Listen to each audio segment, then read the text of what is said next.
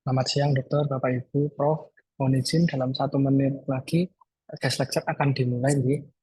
Mohon izin nanti akan dibuka oleh Bu Rima sebagai MC. Terima kasih.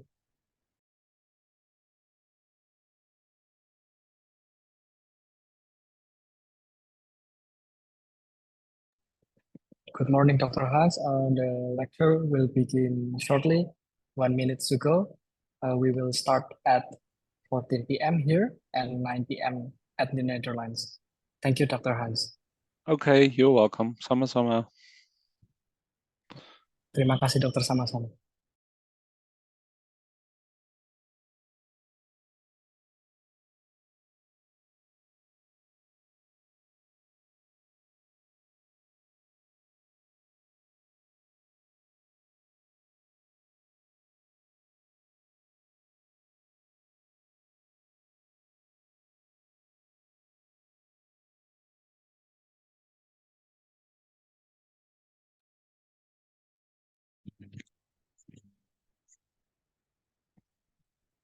Assalamualaikum warahmatullahi wabarakatuh. Shalom, Om Swastiastu, Namo Buddhaya, Salam Kebajikan, Rahayu. Let us praise and give our utmost gratitude to Allah Subhanahu wa Ta'ala for His mercy and blessing we could gather in this very special occasion. Good morning and welcome our speaker, Hans Vrielink MG PhD, Transfusion Medicine and Apheresis Specialist of Sunscreen Blood Supply Netherlands. Good afternoon and welcome, Dr. Nyoman Suci Widyastiti, Master of Heart, Clinical Pathologist Consultant PhD, the Head of Clinical Pathology Residency Education Program, Faculty of Medicine, Universitas Diponegoro, Semarang. Dr. Dwi Retnoningrum, Clinical Pathologist Consultant, the Head of Clinical Pathology Department, Faculty of Medicine, Universitas Diponegoro, Semarang. Dr. Dian Widyaningrum, Clinical Pathologist Master of Public Health, teaching staff from Faculty of Medicine Universitas Diponegoro, Semarang, as well as the moderator of today's guest lecture. Our respected professors, attending doctors and residents, and all the audience, thank you for coming here today. Praise to God the Almighty, we have been graced by the chance together in this very special occasion. A virtual guest lecture of Clinical Pathology Medical Faculty Universitas Diponegoro, Semarang, the role of apheresis in immunization. Apheresis refers to the process of separating acellular and soluble component of blood using a machine. Apheresis is often done on donors where whole blood is centrifuged to obtain one particular component to use for transfusion in different patients. Apheresis may also be used therapeutically to treat various disorders. Clinical Pathology Medical Faculty Universitas Diponegoro, Semarang study program seeks to add the latest knowledge related to change in the role of apheresis in immunization. By inviting a guest speaker, Dr. Hans Vrielink, PhD, we hope that this event can provide new insight and knowledge in the utilization of apheresis in immunization in the future. To begin with, let's start by sending our prayers. Prayer begin.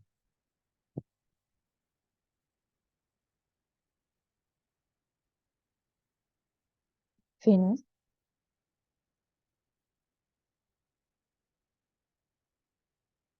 Before we proceed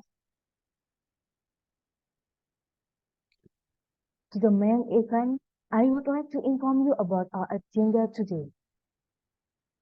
Opening speech from Dr. Nyoman Suci Widyastiti, Master of Health Clinical Pathologist Consultant, PhD, Head of Clinical Pathology Residency Education Program, Universitas Diponegoro, Semarang. Lecture from Dr. Hans Vrielink, PhD, about the role of apheresis in immunization, and moderated by Dr. Dian Widyaningrum, Clinical Pathologist, Master of Public Health. And then discussion, photo session, and then closing statement.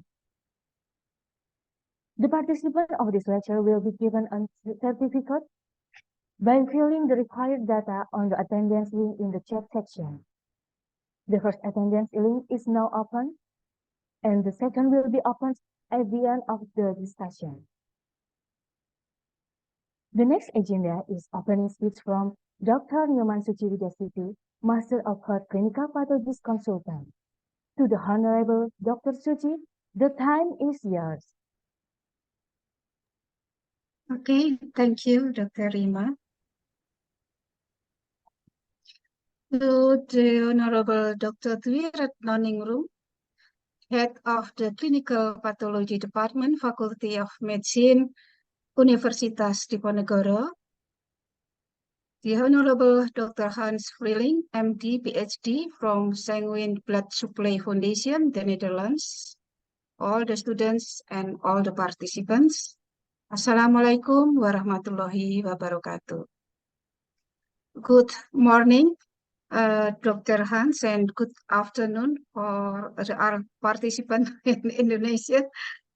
On behalf of Clinical Pathology Residency Education Program, Faculty of Medicine, Universitas Diponegoro, I'm privileged and deeply honored to welcome our special guest, Dr. Hans Vrielink, MD, PhD from Sanguine Blood Supply Foundation, the Netherlands.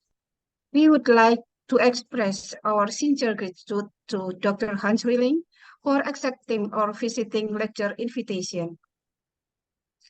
Topic of today's lecture is about apheresis, role of apheresis in immunization, and we hope that topic will improve our student knowledge, especially in the field of apheresis. And we also hope that the networking and collaboration between clinical pathology residency education program, Faculty of Medicine, Universitas Diponegoro, and Sanguine Blood Supply Foundation can be maintained in the future, or then and in the next occasion, Dr. Hans can visit our faculty in Semarang, not only visit us virtually in Zoom meeting lecture. To all the participants, thank you for joining this program and have enjoyable and fruitful lecture. Wassalamualaikum warahmatullahi wabarakatuh, and thank you. Thanks to Dr. Nyoman Suci, Master of Heart Clinical Pathologist Consultant, for the extraordinary welcoming speech. And to all participants, please fill in the attendance link which can be accessed in the meeting chat. Ladies and gentlemen, the next agenda will be led by Dr. Dian Widyaningrum, Clinical Pathologist Master of Public Health. Allow me to read her curriculum vitae.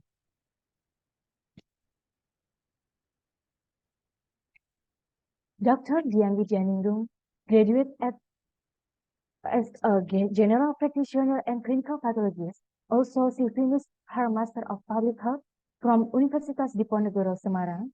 Today, she is working as clinical pathologist and the head of quality committee at Dr. Kadedi General Hospital, Semarang. She is active as a lecturer at the Clinical Pathology Department, Faculty of Medicine, Universitas Diponegoro, Semarang. Please welcome Dr. Dian. Okay, thank you, Dr. Rima. Assalamualaikum warahmatullahi wabarakatuh. Maybe I will continue the lecture. Now we will begin the lecture session. Allow me to read the curriculum vitae of our guest lecturer, Dr. Hans. Dr. Hans Vrielink was born in 1958, studied at University of Amsterdam in 1985. He worked since 1996 as transfusion and apheresis medicine specialist at Sanguine Blood Supply Foundation, the national blood transfusion service in Netherlands. He also gives lecturer at several institutions since 1997. Now he serves as portfolio manager of the Apheresis department of the Unit of Transfusion Medicine for Sanguine Blood Supply and as senior consultant of the Department of Sanguine Consulting Services. Dr. Hans also works as collection facility director of number of hospitals in the Netherlands, and he is national International GACIE or fact inspector. Dr. Hans, the duration of this lecture will be 70 minutes and will be continued with discussion after this. Dr. Hans, all the time is yours. Please. First of all, selamat siang for you. It's here early in the morning, 9, no, not that early. So Dr. Rima, Dr. Nioman, Dr. Like, Dr. Marcel, Dr. Dian, thank you for all of your nice words and introduction and inviting me for this presentation. Besides this, I'm also, and I'm very happy with my work since 2005 for you, for your Indonesian colleagues, giving training, helping with transfusion medicine, and also with apheresis. At present, I'm president of the World Apheresis Association, and I'm very happy to announce that next year in September, we will have the first Southeast Pacific meeting of the WAA. The international meeting will be in Yogyakarta, so in Indonesia, and I'm very, very happy that we can do this in Indonesia. So I will try to share my screen. Can you indicate that you see my screen, my presentation? Yes, yes. Okay. So first of all, I like to say that I don't have any conflicts of interest of disclosures for this presentation. You all requested me to give a presentation of the role of apheresis in immunization. And prior to this, to come to this decision, we had already a discussion in immunization. So I felt the need for this presentation to explain more of what apheresis is and also to come to a common definition of immunization, what I understand under immunization, and besides that also in coming to the end, what is the role of apheresis in immunization of our bodies? So starting with apheresis, this is nothing else than to take away, but it's more than that. So to take away is not, it's not a recent subject what is being in the medicine. Already 2,500 years ago, Hippocrates, and all of us know this guy, all doctors know this guy because of the oath of Hippocrates we have to say, to agree in. So is telling us that disease is reflecting the presence of a disease-causing factor in the blood. And he initiated the bloodletting. So, and you see this on the left side, you see a painting of Hippocrates, and on the right side, you see a face which is over 1,000 years old, with a bloodletting of a warrior to have him, to give him a healthy life. But when we say selective bloodletting, we can also say apheresis, in fact. And selective is not only possible at that time, because only in, let's say, somewhat more than 130 years ago, a Swedish guy invented a machine to separate cream from milk. So the separator was invited at that time and patented also, and still patent is going on, and still this machine is brought by the Laval manufacturer. But we're talking about blood and not about milk, of course. So when we talk about blood, we have the separate cells and we want to separate that. And that's the main work of Edwin Cohn, and you know him maybe of the Cohn fractionation, which is said in the Second World War. So around 1940, 1950, the US government had problems with sending sufficient plasma to the battlefields in Europe, but also in Asia. So the Korean War was there. So this man invited a machine, and you see a demonstration in the left side picture of this machine in 2 volunteer donors to separate plasma from the blood, and he draw a picture of the separator, which was is presented on the lower side of the screen now. And he succeeded in that, but he never had any success with that because he died already very soon after that. But another guy, Mr. Latham, made from this development the so-called Latham bowl, which was developed by further in the 70s and in the 80s of the last century to the present separators. And this is also, Mr. Latham is also the founder of the Haemonetics company. And Haemonetics was introduced in the about almost 20 years ago in Indonesia, and is still very active in therapeutic apheresis and plasma apheresis in your country. So what is apheresis? And looking at the definitions, then it's obtaining one or more blood components. So apheresis is different from a whole blood collection because the machine is processing the blood during the procedure and separating it in the different components, and you take the component that you want to have, and the remainder is returned to the donor or the patient during or at the end of the process. So we have, and we need to talk about a separation, because we can't separate water from water or whatever. So this there must be something in that we can separate from. So I like to use this slide a lot, because in 2000, so 23 years ago, the Transfusion magazine, which is the magazine of the American Association of Blood Banks, the ABB, had one issue completely made for apheresis and used this.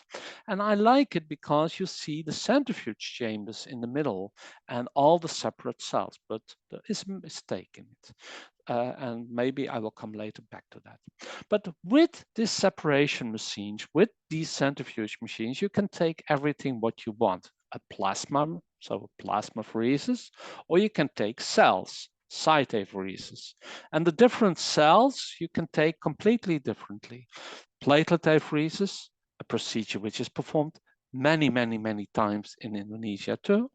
So stem cell apheresis, the CD34 positive cell, which is needed for the hematopoietic stem cell transplant procedures, which is starting up amongst others in autologous patients, cancer patients. So Cipto is doing this, for instance, in Jakarta, but also in Medan it's performed, and might be, I know also from Dr. Sajito that they do is starting up this, and maybe also in your own academic hospitals. So lymphocyte apheresis, important for the CAR T collections, the CAR T cells, so the T cells needed for the CAR T cell therapy, monocytes, granulocytes, erythrocytes, everything can be taken what you want. And when you take more than one component, let's say platelets plus plasma, we have a multi-component apheresis, sorry. So separation is the word. So we need separation techniques. And already in the Second World War, Professor William Kolff, a Dutch guy, a Belanda guy, invented the artificial kidney. So he made a machine with a membrane, and in the membrane are small pores, and let the blood along this membrane. So the bad things or good things we're using, so the bad things were pushed out into, in this way, sterilized water or saline, and this is pushed through the pores. So the size of the pore is important in this, whether it's passing by every protein you want and even cells, but this is also activating cells. So we don't use this that much in plasmapheresis for donors. So otherwise, yeah, in plasmapheresis for donors, we can use this, but not for cellular apheresis. So the separation is based on the size of the cells, the size of the proteins, and not of the specific weight. The specific weight is the source what we use for the separation in the centrifugal techniques. So we will always have here specific cells with a specific cellular weight. So we need to know what the specific cellular weight is, the specific weight or gravity is of a specific cell we want to achieve.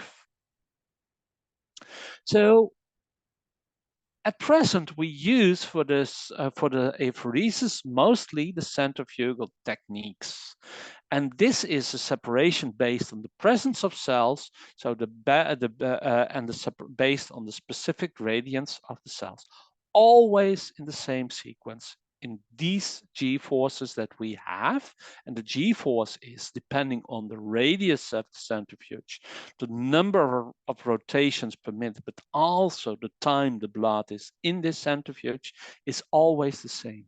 Plasma, platelets, T cells, B cells, monocytes, basophils, eosinophils, neutrophils, reticulocytes, and erythrocytes. Always in the same sequence. And knowing that this is always in the same sequence, you can take every cell you want, because when we want a CD34 collection, which is between the lymphocytes and the monocytes, we don't want the monocytes, because in a Carless disease, the monocytes is a contamination and shortening the 5-year survival rate of my patient. So we need to have a very pure product, or at least as pure as possible. So always the same sequence. Again, maybe a little bit too much. Platelets, T cells, B cells, CD34s, monocytes, basophils, eosinophils, neutrophils, reticulocytes, and erythrocytes. And making use of this, we can also use a combination of separation methods, filtration plus centrifugal techniques, like is being used in this machine. And this machine is also available for plasmapheresis from blood donors in the PMI in blood services. So this is the Fresenius Kabi Auto C, which is on the left side, on the right side, in the middle, and on the left side is the Aurora. Both are Fresenius Kabi. Another technique, and which is also needed for the immunization technologies, is the adsorption of specific antibodies, specific cells. So you can remove with this, by binding of a specific antibody in the separator, in the adsorber, you can remove them, specific antibodies, specific antigens, or specific cells. And you see, and on the right side, you see a method what we are using for instance, ABO incompatible kidney transplants. So I will come back to that later. So Apheresis, as already said by Dr. Rima, apheresis can be used in donors, but also in patients. For donors, this is the collection of blood components. So this can be allogenic, so for the as what you would with donors, but it can also be autologous for the collection of specific cells. So the T cells, the CD3 positive cells, for instance, or the CD34 positive cells, for instance. So the T cells or the hematopoietic stem cell. We can also reduce blood components with this or exchange, and the latter is named therapeutic apheresis. So what do we have to tell now going over to the role of apheresis in immunization? So this can be done in both of them, in patient and in donors. But we have a word, immunization. And when you look around what immunization is, and you see here a definition of the CDC in the United States, that's a process by which a person becomes protected against a disease through vaccination. And usually, immunization is equal to vaccination or inoculation. And I don't agree with this.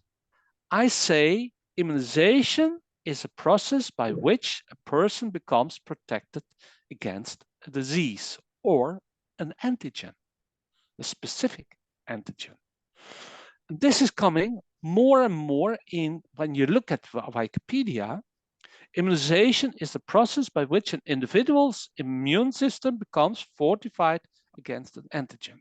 So this coming more to my definition. And I think, in my opinion, as a transfusion medicine specialist, which is my terminology for an SPPK, immunization is a process by which an individual's immune system becomes fortified against an antigen. So this can be done actively by giving a vaccination.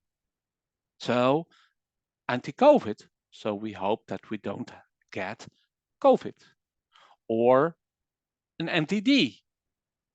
So we hope that we don't get immunized against D. You don't use this because the blood type D is almost not present in your population. But anti-tetanus, anti-hepatitis B, anti-rabies, this is vaccinations, but also immunization after contact. So you can give an active immunization after contact with antigen, the development of the anti-D, the development of the anti-Duffy, the development of the anti-KIT, etc. But also the development of antibodies after transplant, HLA antibodies, after pregnancy, after transfusion, after an infection. So development of antibodies active by the body.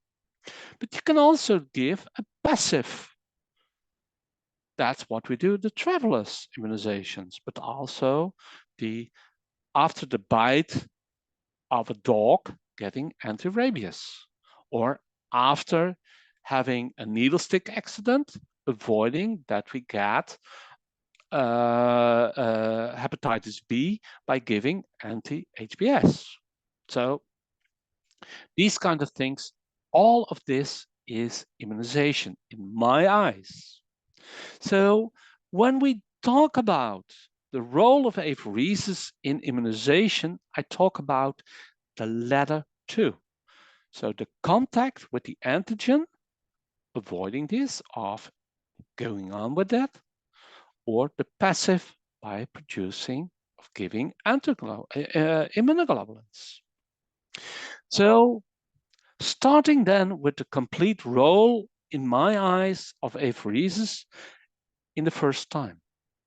That's for the most performed procedure in the world, plasmapheresis in donors for the collection of immunoglobulins.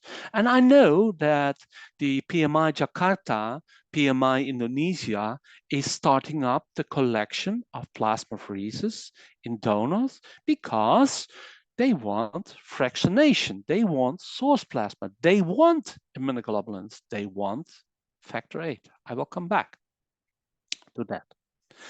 And this can be done with specific plasmapheresis machines.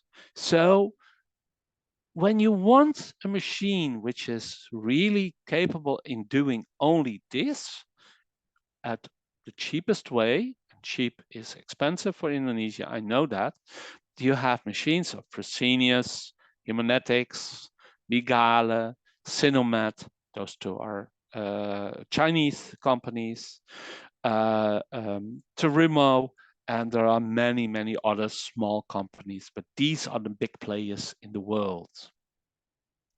So we need to have then standards for donor apheresis, because when we take too much blood, the donor will faint, and a fainting donor will not return. So looking at this international standards, and this is the European standard from the European Union. So what you see is, and by the way, this is exactly the same as the ABB, the American standards, or the WHO standards give. So this is mainly accepted all over the world, also by PMI Jakarta. When the collection volume is determined of an estimation of the total blood volume. So you need to make an estimation of the total blood volume of a person, which is not 5 liters. But the donated volume must be fitting to the total blood volume. So the collection volume must fit to the total blood volume, and it should never exceed 16% of this calculated estimated total blood volume, but up to a maximum of 880 mils. So looking at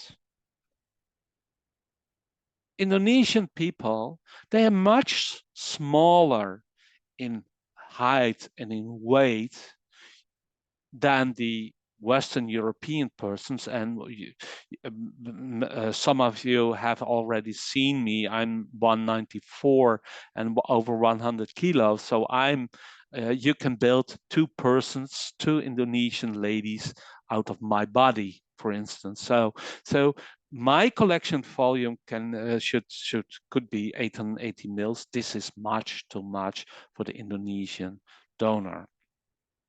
So this is the regulation. So starting up with the role of apheresis in immunization, we have the collection of plasma as said.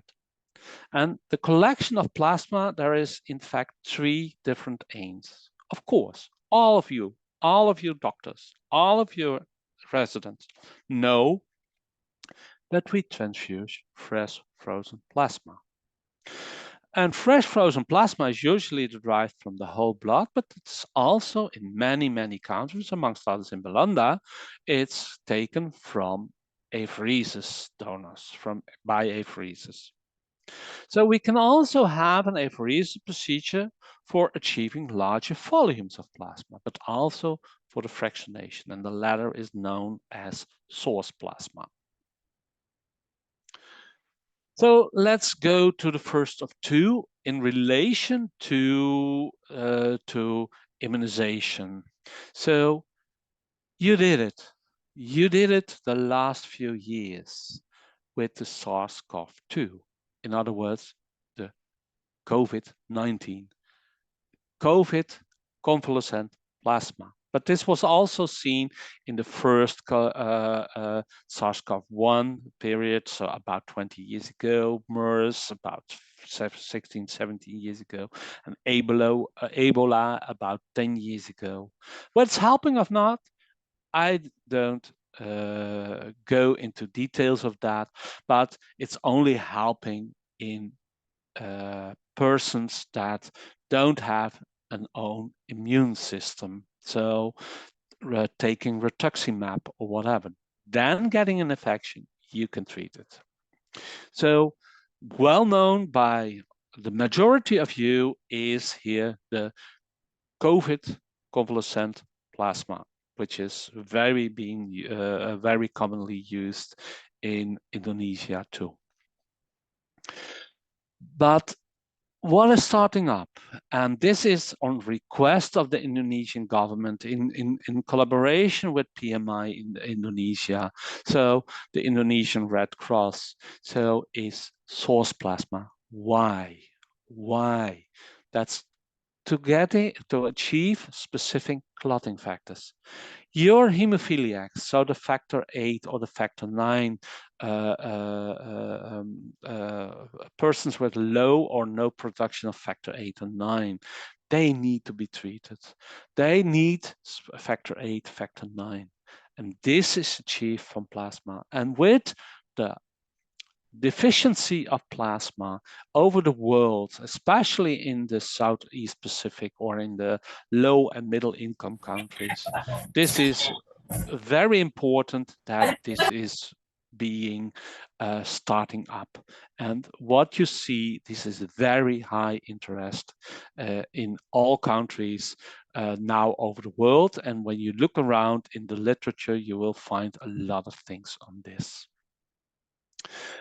Other issues you can see, you can also collect the von Willebrand factor, or a combination of 2, 7, 9, and 10, factor 5, etc. So there is a lot of things you can collect from that.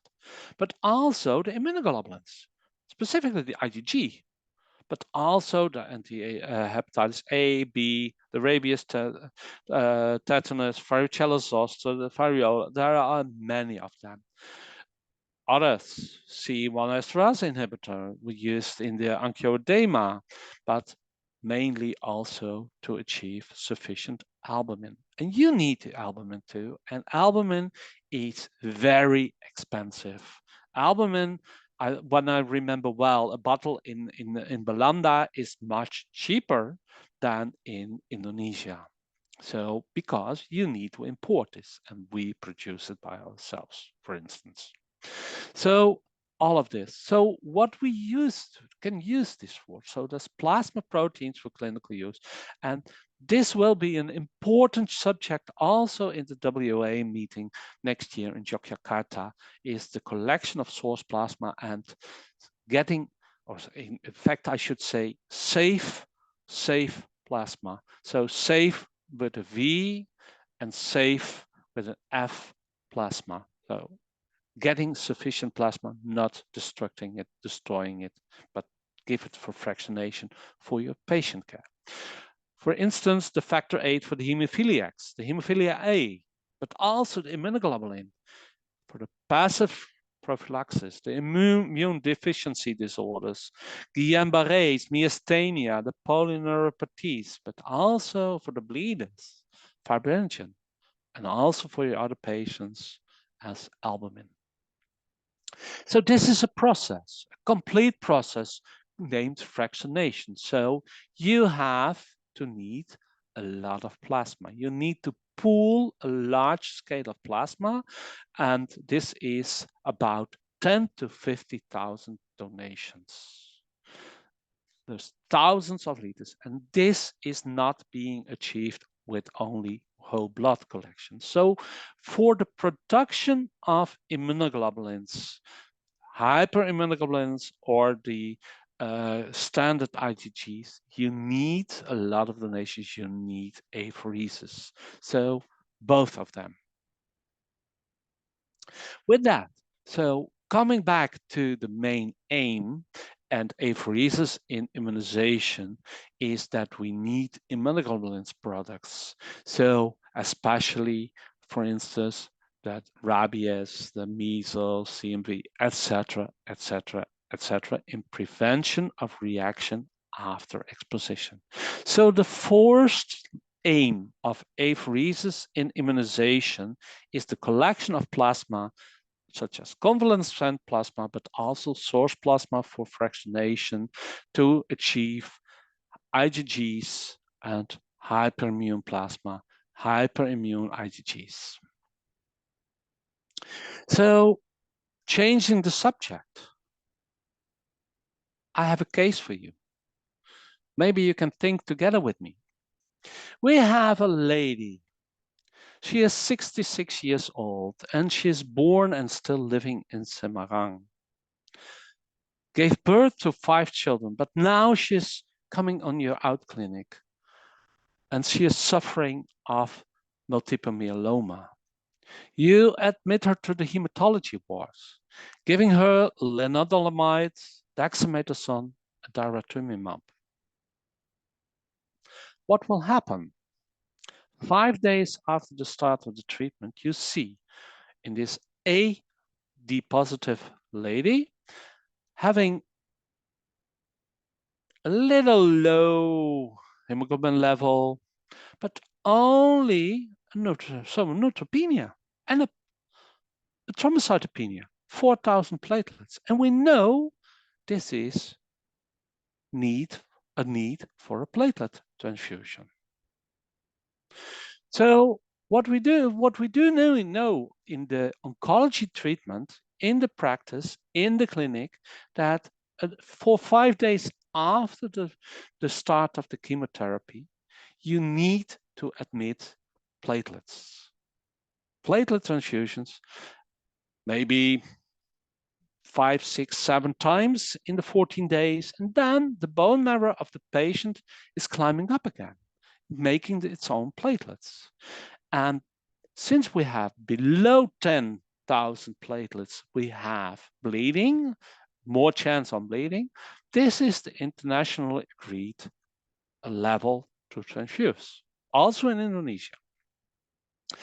So the clinician needs platelet transfusions. So you in the pathology ward get the reaction, oh, how to get platelet transfusions. So you can take 5 to 8 donations of the whole blood, separate it, get the PRP product and give this. But you can also take this from apheresis. Yes, that's rather expensive compared to the other ones, but sometimes needed. We need to know in platelet transfusions the effect of the platelet transfusion. We should not be blind as doctors on the ward. We should see what the effect is. So for platelets, we have a post-transfusion, so a corrected count increment. And not only going from 4,000 to 50,000, but when you give the same dose to me, having a total body square meters of 2.2, or going to you from 1.6. So you need much more than to give. So we need to know, and this should be above 7.5, 1 hour after the transfusion, 7.5 or more. But when the platelet is lower than 7.5, we name this no reaction. The platelet is refractory for platelet transfusions. And then there could be an effect. So when we go back to our lady in Semarang, we see that the CCI, or let's say the platelet post-transfusion, is only 8,000. So coming from 4,000 and you give a sufficient dose, and it's only 8,000. And 24 hours, it's 6,000. So it's not high. So meaning that the corrected count increment is only 3. So below the 7.5.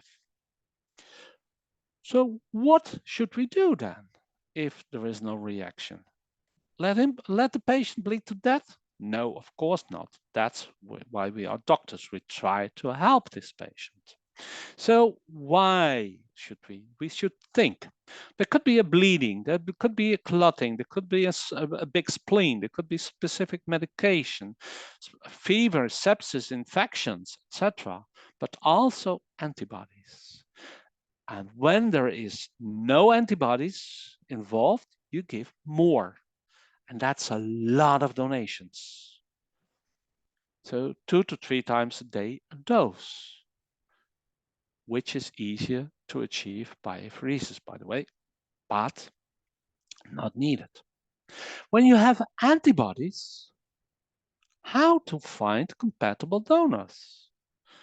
So usually these are HLA antibodies. Sometimes human platelet antigen antibodies, and very rarely HLA and HPA antibodies. So 85% is HLA, about 10% is HPA, and a small percentage is HLA plus HPA.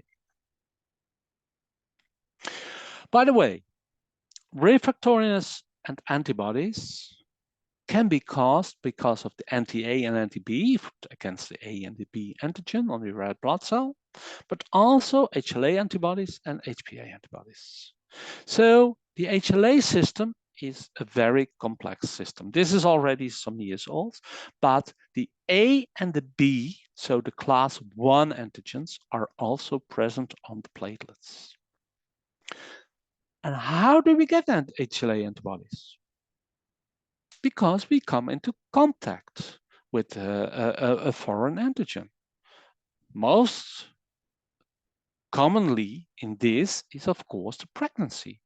We have a study published in 2012, I think it was a study of my institution in my lab, as when we took 12,000 donors and we checked based on the pregnancies, having pregnancies or not. None of them were having transfusions.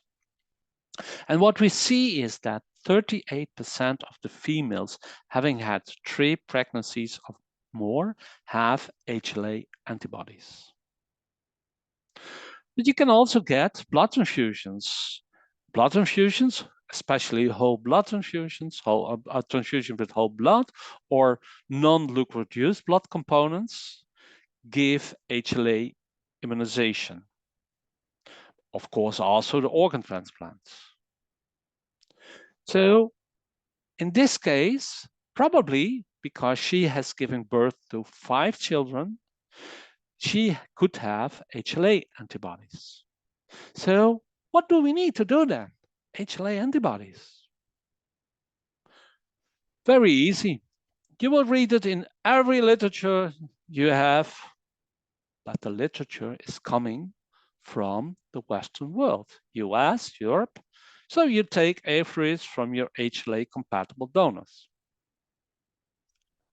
I bet for 100,000 million rupiah that you don't have a pool of HLA compatible donors which are sufficient to treat the majority of your patients. I know that, so that's an easy bet from my side. So what should you do when you don't have HLA compatible donors? Difficult question. And when I would be there with you, I would give an answer from you, from the listeners. But this is not possible. So you take a brother or a sister.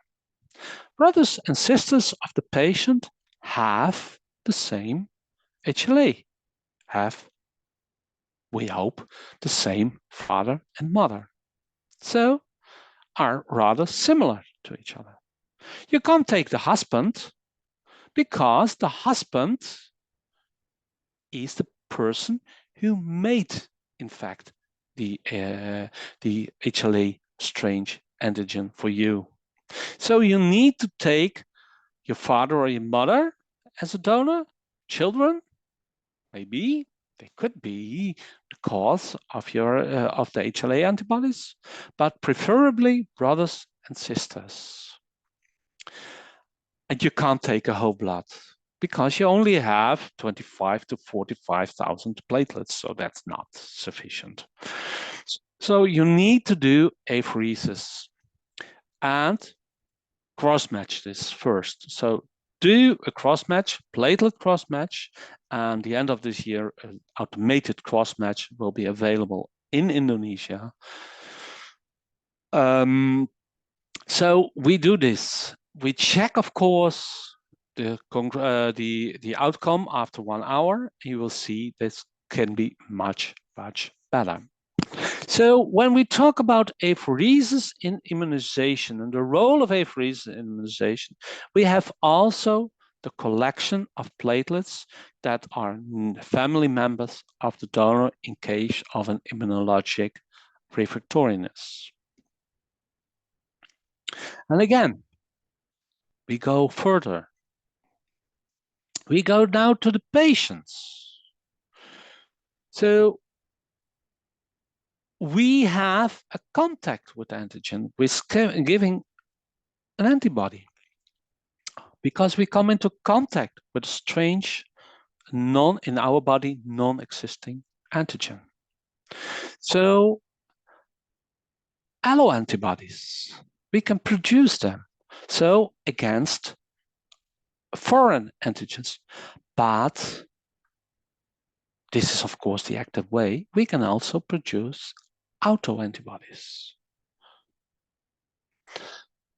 Autoimmune hemolytic anemia, myasthenia gravis, Guillain-Barré, ANCA vasculitis, etc., etc., etc. So what role can apheresis play in this? As said, we can do an exchange of the part of the blood where the antibodies are present, which is plasma in this case. So a plasma exchange. And this we can do in the case of alloantibodies or autoantibodies, immune complexes, monoclonal proteins of high cholesterol levels in patients. But of course, here we will talk about the allo or autoantibodies and etc. So what we do know is when we want to exchange plasma, this toxic substance must be in the plasma or in the blood. So it must be intravascular. And IgG is only for 40, anywhere between 40 and 60% present in the bloodstream. So we can remove this, but not completely. IgM, on the contrary, is completely present, and we can lower this enormously. So this is possible.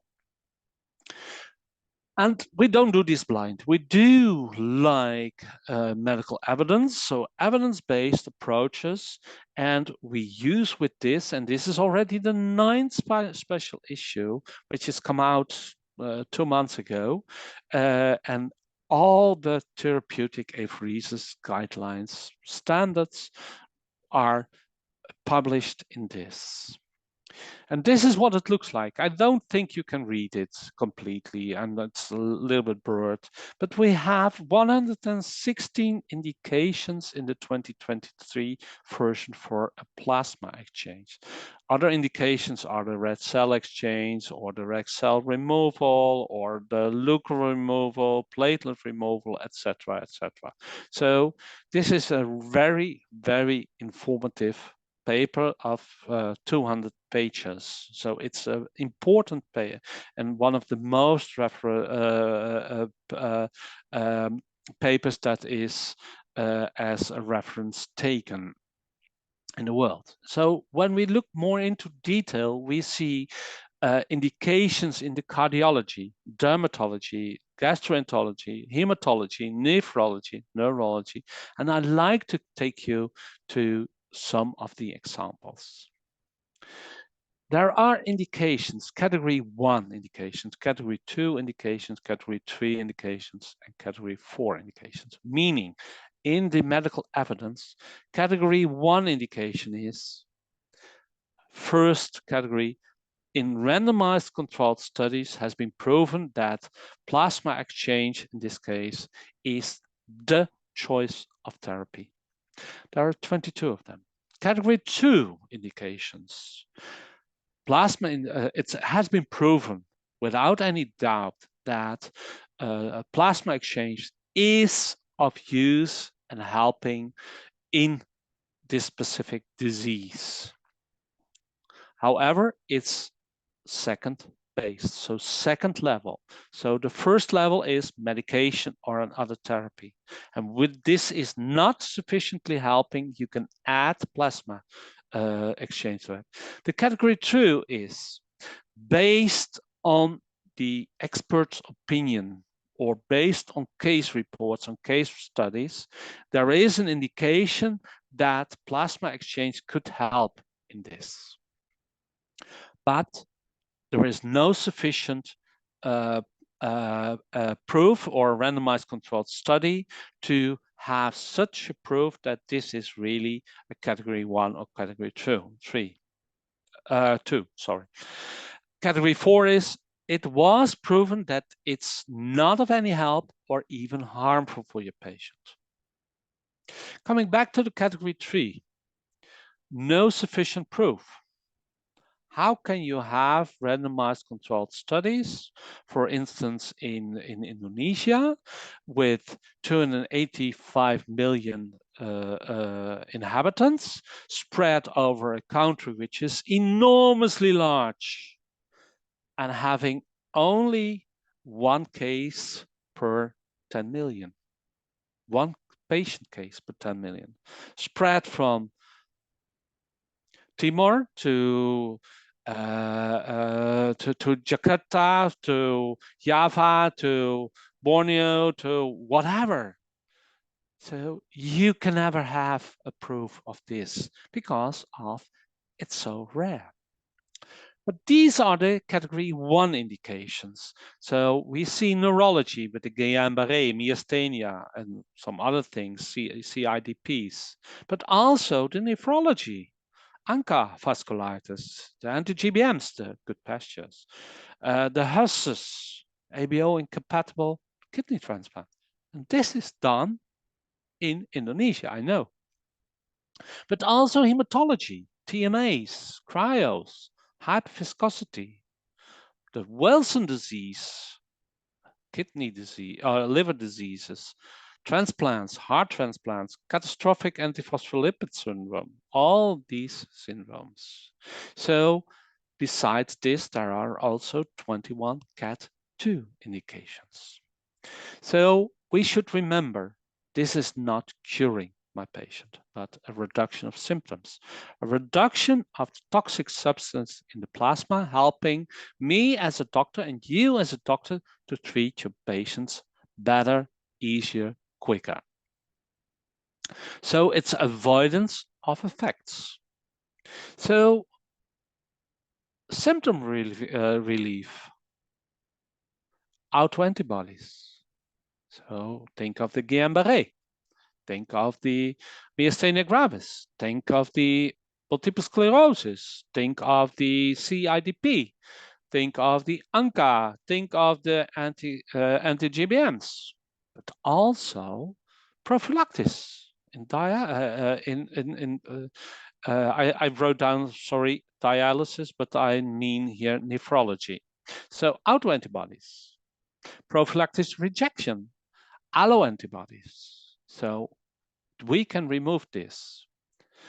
So very well known, and which is really curing, is this disease. And what you see in this blood smear. First of all, it's empty. There are not so much cells, indicating, very light cells, indicating an anemia, hyperchrome anemia. You see cystocytes, fragmentocytes. You see so broken down red cells, and you see emptiness. You're missing the platelets. So this is a typical smear of a disease written down for the first time in 1919 by Dr. Moscovich in New York, and later on known as a TTP, or thrombotic thrombocytopenic purpura. So TTP is one of the diseases of the thrombotic microangiopathy. And in many of these diseases, plasma exchange can help. And all of these are, no, not all of them, but the majority of them are immunization cost. So what should we do by TTP as soon as possible? Because the mortality is going from 90% to 10%, is a plasma exchange. The plasma exchange is needed to remove antibodies and to add the Adams TS13. So to make sufficient space and room for plasma.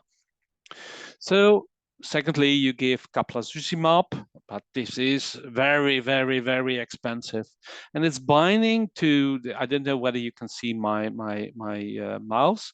It's binding to the A1 domain of the von Willebrand protein, which is the GP1B, which is the receptor for the sticking of the platelet to the von Willebrand factor. So by blocking this, you don't get the thrombocyte, the thrombosis in the TTP. So another very important issue, what we see more and more, is the ABO incompatible transplants, especially the kidney transplant of the living donor.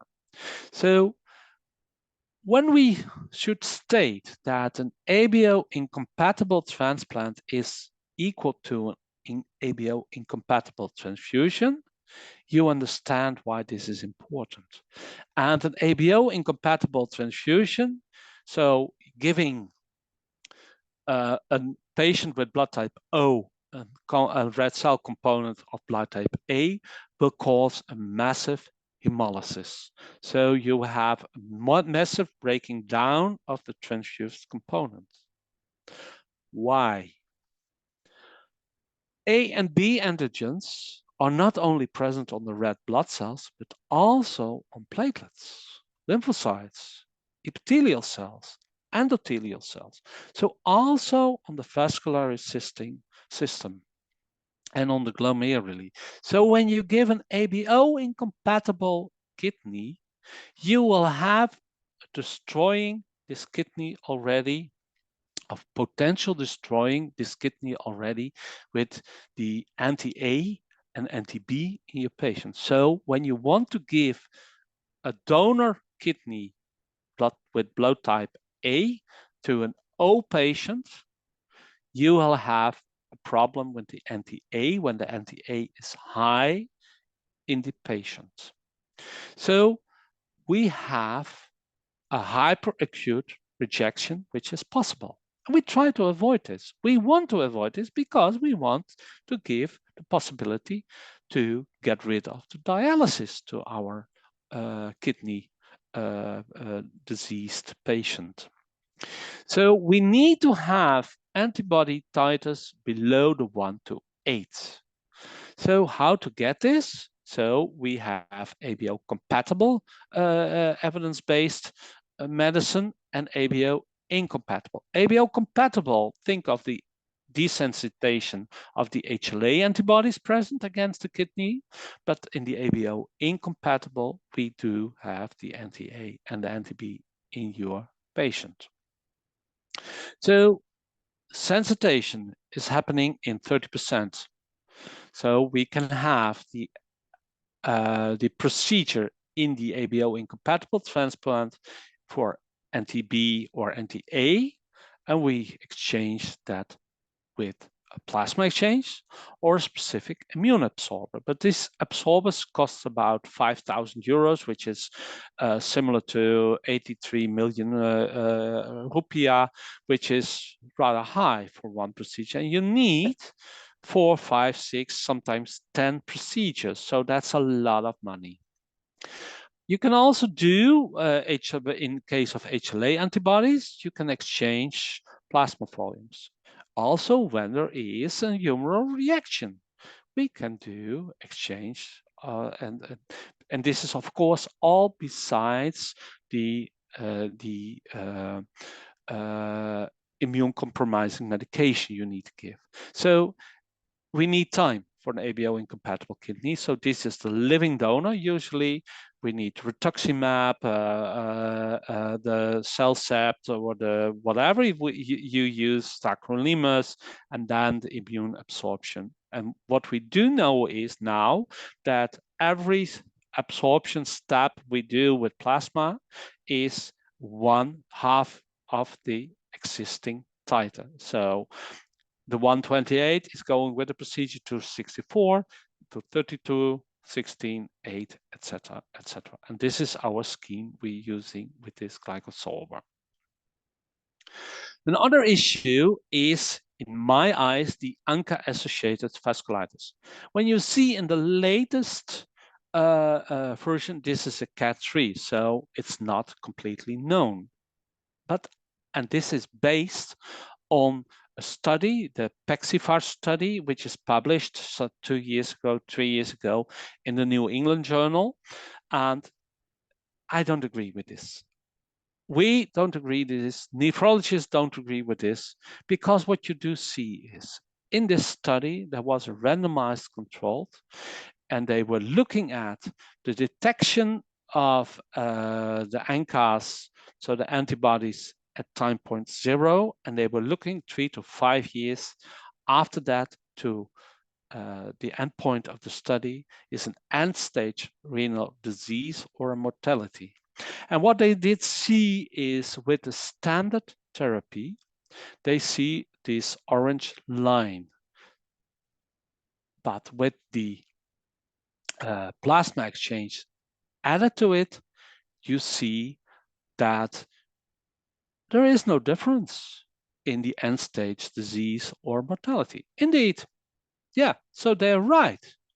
But what you do see is, and this end-stage disease in the common was 3 years after the start of the development of the antibodies, is that you can have a delay of 2 to 3 years for dialysis for your patient.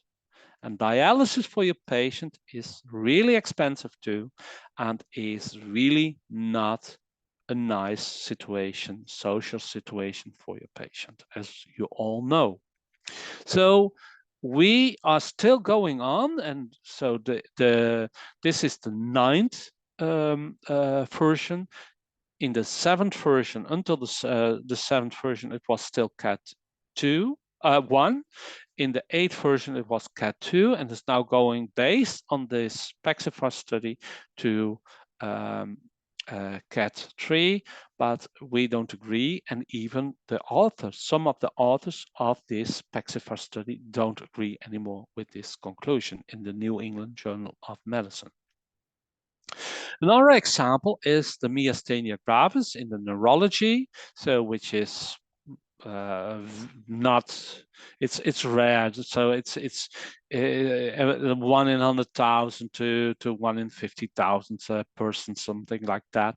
And what you see is that in the acute exacerbation, TPE is of highly studied by randomized control of highly used. Yes, I know there are studies in the 70s that also the IVIG is equally working, only it's taking a longer time to work. It's costing much, much more, and the IVIG availability in Indonesia, in many countries, is not that good as plasma exchange. So in the acute, 5 TPEs, 5 plasma exchange in 10 to 14 days, and your patient is out of the crisis. Shorter stay compared to IgGs on the ICU, and less treatment needed in the hospital. In the long-term treatment, we have several patients. They come once per month, 2 times per 2 months, or even once per 2 months, and they can manage it very well, besides their therapy, of course. So coming to a conclusion, and I think I'm really nice within time. We have a collection of plasma from donors, so the convalescent plasma and the source plasma, as the first way of using apheresis immunization. The second way is taking the platelets from donors that have an HLA compatible or HPA compatible antigen pattern as the patient. And for the remainder, in the therapeutic setting, we can use apheresis in the prevention of reaction or the delay of the disease of development, or even in symptom relief. So with this, I would like to end. And I know that many of you love flowers, and this was taken only 10 kilometers from my house in May of this year. And terima kasih atas perhatian Anda. Thank you so much for. Thank you so much, Dr. And Hans. again, I repeat, September 2024 in Yogyakarta, we will have a very big international conference with many internationally recognized speakers. And would you like more information? Please contact Dr. Niken Ricci from PMI or Dr. Teguh Triyono from Sajito and Gajah Mada University. Gajah Mada. Yeah. So I end my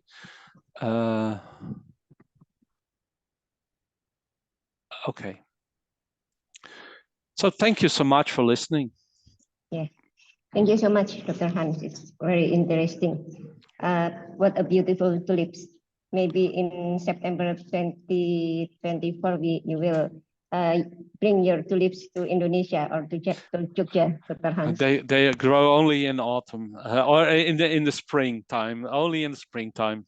So I can only bring wooden tulips then Okay.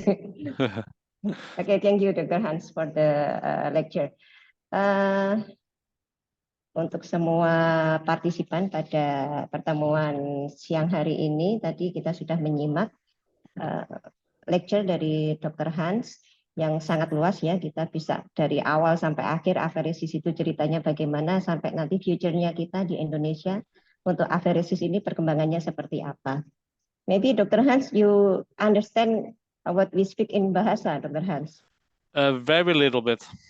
Okay, only very few words. I know Indonesia is my second hometown, or my home country, but it's not that good yet. Okay then. I will ask the audience about a question for your lecture, Dr. Hans. And of course, they can give it in Bahasa Indonesia, and one of you can translate it without a problem. Yes, okay. This is the question from our audience, Sarah. You will read it? Yeah, or I will read it? So what is mentioned on the screen by Dr. Sarah. Good morning. Why is pregnancy increasing HLA antibodies, and how long do HLA antibodies last after pregnancy, and can HLA antibodies disappear? We all know that two partners, a male and a female partner, are needed to get pregnant. So when you as a female are pregnant, you have also carrying your child for 9 months in your body. So your blood is coming into contact with your child. We know from, I did 8 years of gynecology in my past years, so we know that that there is an exchange of blood between mother and child almost during the whole pregnancy. So you will come into contact of the father of the baby because of the baby. So you are, when you have possibility to make antibodies, and what we do see is that when you have more pregnancies, you have more chance. So when you have more one antibody, also like in red cell antigens, when you have already developed one antibody, you have more possibilities and are more eager to make more then. So antibodies and pregnancies is because of the nature of the child and the contact you have with your child during your pregnancy. And how long? We all know that the IgG existence, the half-wait time of IgG is only 28 days or something like that. So depending on the titer, but this can be a long time. So we can have very long time HLA antibodies in our body. And can they disappear? Yes, they can disappear, but you are already immunized for this. So when you come into contact and so when you go to hospital because of you get an hematologic cancer and you need a lot of platelet infusions, you come again into contact with these antigens, and then your body will react as a second immunization, in fact. So within a very short time, you have your antibodies back after that they were visually, but in the test disappeared. I hope this is sufficient for the answer for this question. Dr. Sarah, you will sudah cukup jelas belum ya? Apakah akan ada Dokter? Thank you so much, Doctor, for your explain. Yeah, do you understand now? Yes, understand, Doctor. Thank you so much. Okay, you're welcome. Sama-sama. Okay. Another question maybe from the audience? Dr. Okay, Nora. Dr. Nora. Yes. How long does the safe interval to become an apheresis donor? Between whole blood and apheresis, I guess in this case. So, or no, after pregnancy, you need to wait according to the regulations in your own country. This can be 6 months or half a year or whatever. After a whole blood donation, that is also depending on the regulations in your country. We usually have about 28 to 56 days. So you can always be an apheresis donor within 1 or 2 or 3 months, in fact.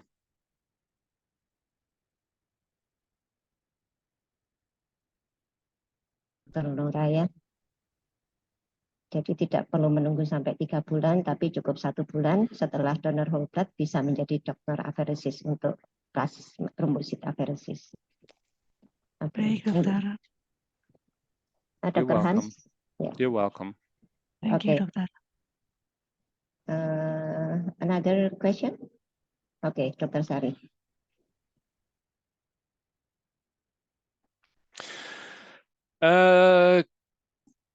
Is there a contraindication for platelet exchange for a patient in a specific disease? It's only relative contraindications.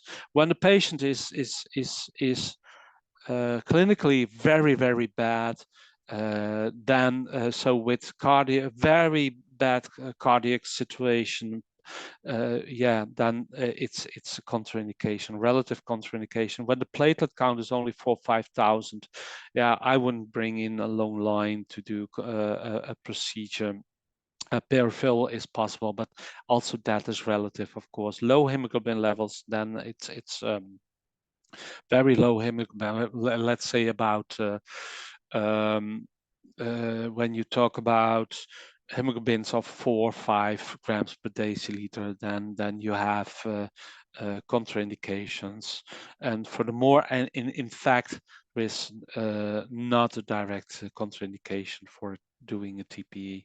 You should take care of the calcium levels because you use in the TPE citrate, and citrate is binding the calcium, so you have a possibility of hypocalcemia in a TPE, especially when you take plasma, which is also anticoagulated with citrate. So then but you can give intravenous calcium.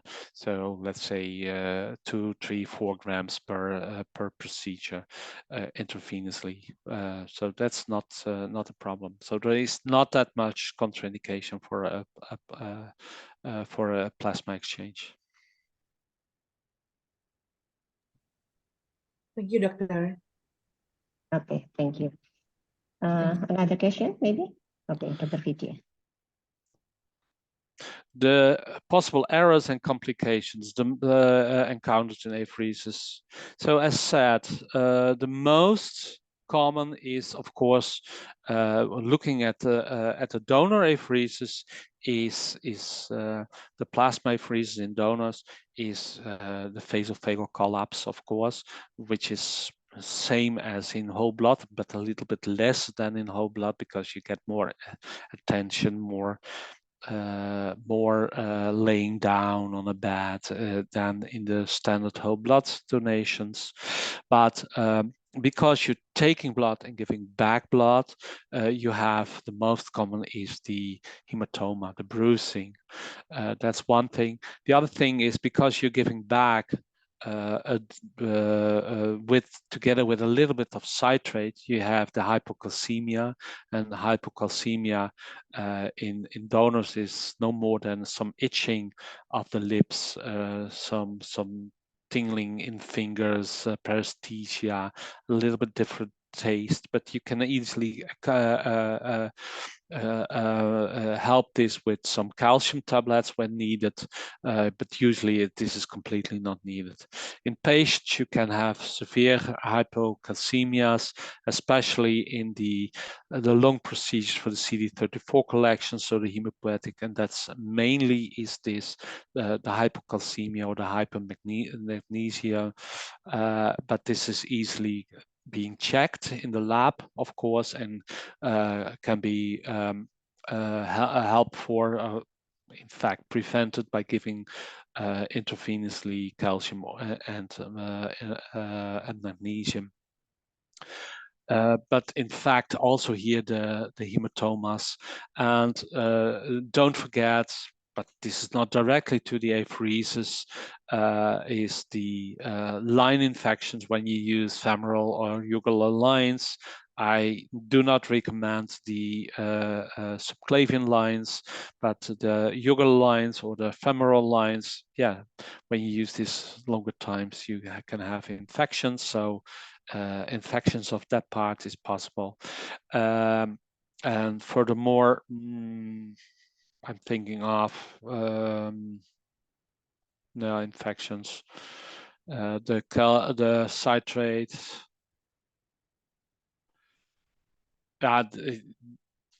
Of course, everybody is afraid for the air embolus, but these machines are very, very, very protected against this. They have all air detectors on this, and this is really not a complication which is being seen otherwise than with errors made by the operator of the machine.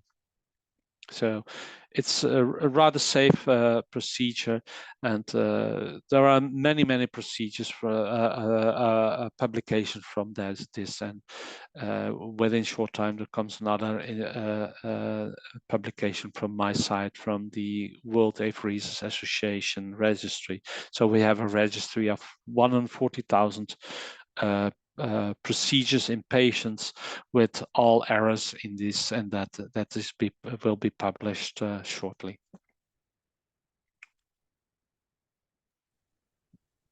Oke, jelas ya Dokter Vidya ya. Jadi memang kita harus membedakan dulu. Ya, maybe Dr. Hans, we here in Karyadi Hospital for patient with TPA, we use subclavian venous. Yeah. With CVC for the subclavian. So the subclavian is a little bit more floppy, so it's a little bit difficult, more difficult to. In fact, the subclavian catheter is only intended to to transfuse in and not to take out. So it's a little bit more floppy, but also the tip of the line is laying into the apex of the heart. And when you bring in hypocalcemic material in that part, you can have cardiac arrest, and that could be very dangerous, of course, and but this is really rare, and so you need to reduce your speed enormously with these kind of lines. So we don't prefer, we always prefer a dialysis line brought into the jugular veins or into the femoral veins. Okay. And this is really common in many parts of the world. Okay, thank you for your advice, Dr. Hans. They're a little bit more sticky. You can have, so when you have the dialysis lines, you have the high speed lines, and so dialysis is 200, 300 mils per minute, and apheresis, and so you take it out also in the same line. So that these are double lumen lines and very sticky, very hard lines. And so apheresis is usually 60 to 80 mils per minute, so it's less. It's not giving any problems. Yes, thank you for the advice, Doctor. Okay, we go to another question, Dr. Hans. Of course. CCI. There are, so the first question is, does the time of CCI measurement affect the evaluation of the platelet apheresis product infusion? I think that is meant. So CCI is being the count of the platelets after the transfusion, 1 hour, 24 hours after the transfusion, checking how much the effect of the infusion is into the patient. So it's the evaluation of the product infused. And when you have antibodies, you see that the antibodies jump immediately on the platelet. So 1 hour after the infusion, they are already gone when there is an antibody antigen binding. When there is a use, you see also you see a good effect after 1 hour and no effect anymore of the transfusion after 24 hours. So with splenomegaly or bleedings or sepsis, so you can differentiate in that way. But yeah, how the platelet is working in the body, that's not completely. So you have more now the ROTEM and that kind of equipment, and so you can have that. But for the platelet function itself, but it's not for the effectiveness of a transfusion, you need the CCI. So what kind of factors is affecting it? So as said, when you have an antibody antigen binding, so you at that moment your platelet is taken away very quickly in the spleen. So within minutes, within an hour, everything is gone already. So you see then patients with platelets of 4,000, and then you give an infusion of 310 times to the 9th platelets, and then you see 1 hour later there is nothing left in this patient. So antibodies are one of them. With an anti-A and anti-B, you can have also effects, but less than with HLA over HPA. You have an effect of 30-40% less with anti-A and anti-B. But when you have a bleeding, this is going much slower. When you have diffuse interfacial clotting, so DIC, you have a much slower effect. So after 1 day, everything is gone. So after 8-9 hours, everything is gone then. So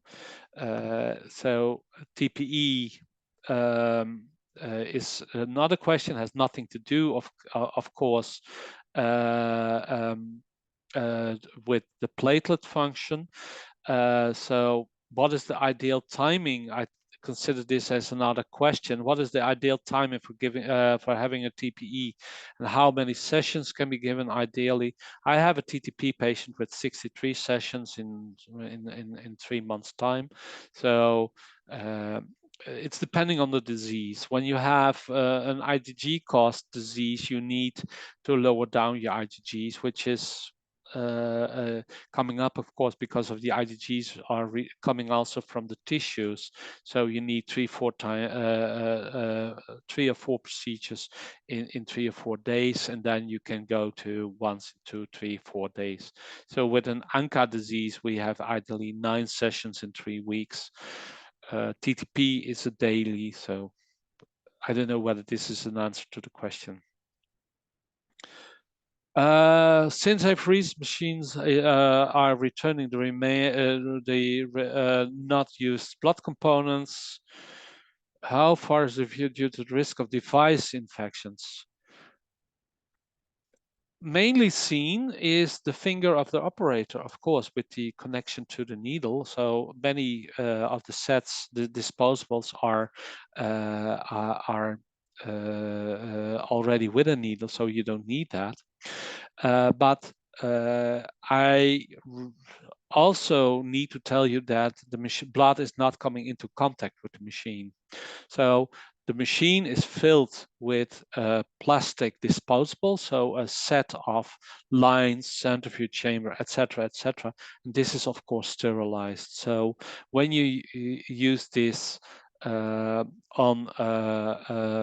disinfecting the body, the skin, and having a aseptic way of installing, so clean hands, sterile gloves are not needed for that. So clean hands in installing this disposable in the machine, you don't have any risk in associated infection. Otherwise, than doing the standard venipuncture, you have also with taking tubes, blood samples or whatever from your patient. I hope that for Dr. Eva, this is the answer. Otherwise, I'd like to hear it. Ya, Dr. Eva cukup jelas ya. Yes, Doctor. Doctor. Thank you very much, Doctor, for the explanation. Sama-sama. Another question maybe is still there. Okay, Marcel. Marcel.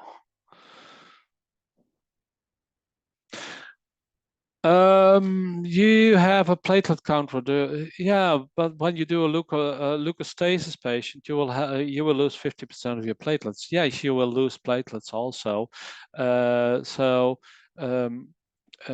What you see with the TPE is not that much, but with cellular cells that are taken with plasma, with apheresis procedures, then you also take some platelets. So yes, this is possible. So in general, when you do the TPE and you let the machine do its work, you don't see that much influence on your platelet count.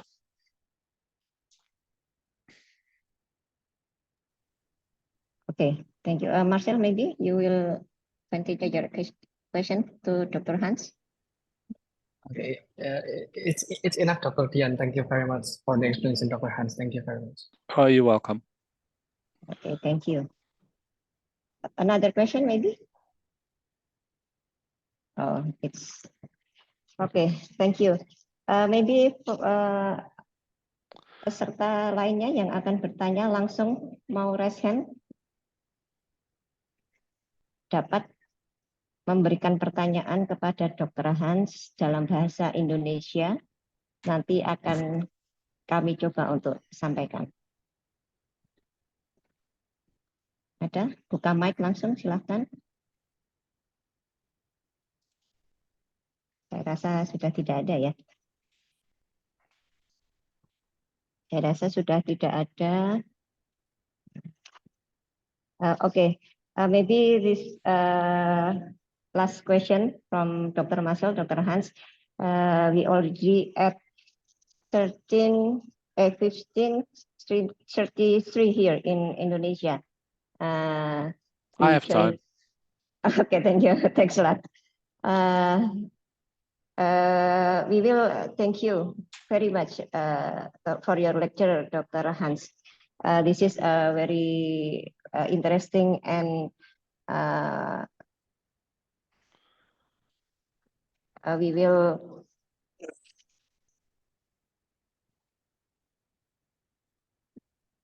okay. Thank you very much for the lecture. Maybe we can close the lecture for today. I give the time to MC, Dr. Rima, please. Thank you very much, Dr. Hans. You're welcome. Thank you, Dr. Dian and Dr. Hans Vrielink, for a very interesting lecture and discussion. Finally, we arrive at the end of this guest lecture. Thank you very much for our speaker, Dr. Hans Vrielink, PhD, our moderator, Dr. Dian Widyaningrum, Clinical Pathologist, Master of Public Health, our respected professor, attending doctor, president, and all the audience. We would like to remind all the participants to fill in the attendance link, which can be accessed in the meeting chat. To the honorable professor, doctor, and all participants, before leaving the Zoom, we are pleased to take a picture together. To Dr. Hans Vrielink, PhD, Dr. Dwiratnaningrum, consultant, Dr. Nyoman Suciwidyastiti, Master of Heart, Clinical Pathologist Consultant, and Professor Dr. Lisyani Desuromo, Clinical Pathologist Consultant. Please kindly open the camera because we are going to take a photo together. On the count of 3. 1, 2, 3. Once again. 1, 2, 3. To all participants, please kindly open the camera on. On the count of 3. 1, 2, 3. Next. 1, 2, 3. Once again. 1, 2, 3. Thank you. Ladies and gentlemen, this ends the guest lecture today.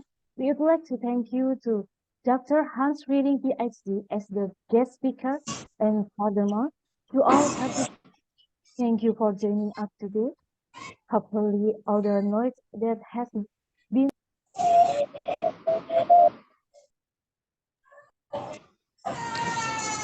Thank you very much.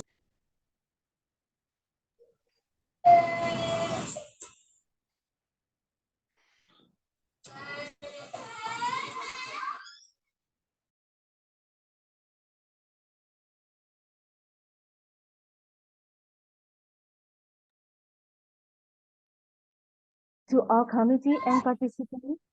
Thank you. We do really hope to be able to see you again in the next occasion. On behalf of our committee, I would like to apologize for all the inconvenience and mistakes during the event. Stay happy and healthy. Assalamualaikum warahmatullahi wabarakatuh. Waalaikumsalam warahmatullahi Prof, please. Okay, Prof, please. Thank you. Terima kasih. Thank you. Terima kasih Kuliah, makasih Rima, makasih semuanya yang rawuh. Ya, terima kasih. Thank you very much. Dokter Hansnya sudah begini. Belum, Prof. Masih ada You're Dr. welcome. Hans. Yeah, You're okay. welcome. Thank you very much, Dr. Hans. Jangan lupa September 2024 akan ada pertemuan internasional di Yogyakarta, yang di situ Dr. Hans akan menjadi salah seorang speaker di Jogja, ya, penyelenggaranya dari UGM, dan kontak personnya Dr. Teguh Triyono, Dr. Niken Riji. Gitu. Jadi silakan nanti untuk saling kontak sebelum September 2024. Terima kasih. Siap, laksanakan. Thank you, Dr. Hans. Thank you, Dr. Yeah. Hans. Thank you, Dr. You're Hans. welcome. Terima kasih You're semuanya. welcome. Very much, Dr. Hans, for your Maybe one day you can visit in Semarang. I hope so too, to visit Semarang. I was never in Semarang. Okay. maybe we can schedule on September 2024, Dr. Hans. You will visit Semarang. Yeah, would be nice. Okay. We can After arrange that. WAA, yeah. Yes. Okay. Yeah. I have time, plenty of time then. Yes. Okay. We will schedule there. Okay. Yeah. So thank you so much for everything, and I hope you enjoyed the lecture. Thank you. Thank you, Doctor. Okay. Good morning, Dr. Hans. Good morning, good day. Okay. Good day. Bye-bye. Bye. See you, Dr. You can Hans. end meeting, admin.